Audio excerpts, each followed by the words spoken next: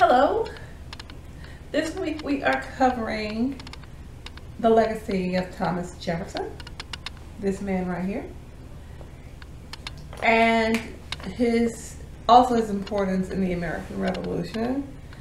Some have stated that Jefferson is one of the most important figures of American history, the American Revolution, the founding of our country. Others have stated that he is the most important person of the Revolution and the founding of our country. What I'm going to do to cover the legacy of Thomas Jefferson is to just go over a little bit of facts about him, very detailed facts, which will start with his early life and go on to after his presidency until his death. Jefferson was born on April the 13th, 1743 in Shadwell, Virginia. He was born into one of the most prominent families in Virginia's planter elite. His father was a farmer, surveyor, and also a skilled cartographer as well. And also Jefferson was the third of 10 siblings. Some of his hobbies from a very young age included playing the violin, which he was known for doing very well. And his college life, Jefferson attended the College of William and Mary, which is the second oldest college in the United States.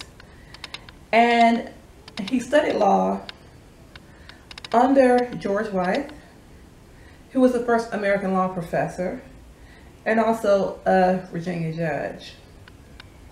During that time, William and Mary, of course, didn't have their law school already, so when people studied law, they had to study it under a known lawyer, and that's how they got their education to go on to study law, take the bar, and study the profession.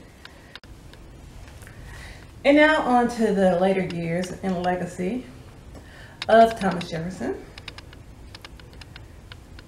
It was 1768 that Thomas Jefferson was elected to the Virginia House of Burgesses.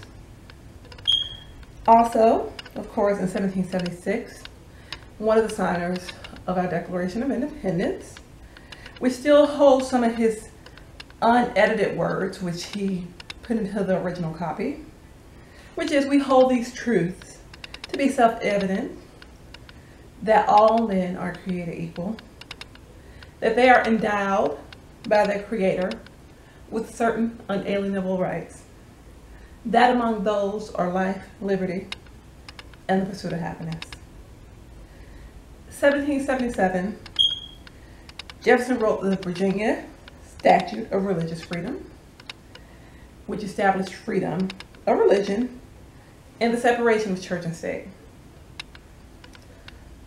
Although it was not adopted into Virginia law until 9 years later, it was one of Jefferson's most proudest accomplishments in his career. Also on June 1st, 1779, the Virginia legislature elected Jefferson as the state's second governor.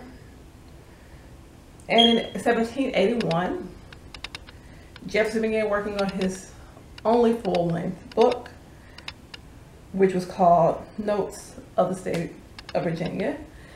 And it sheds light on Jefferson's contradictory, controversial, and debated views on race, racism, and slavery. Also, Jefferson went on to become the first Secretary of State under the administration of George Washington, second Vice President under the administration of John Adams, and of course our third president. After the presidency, after it was done, he went on and lived out the rest of his days in his now famous home, Monticello, and here's a picture of it right here, located in the state of Virginia. Also, Jefferson dedicated his later years to organizing the University of Virginia, which is the nation's first secular university. And that are some of the accomplishments and some facts on the legacy of Thomas Jefferson.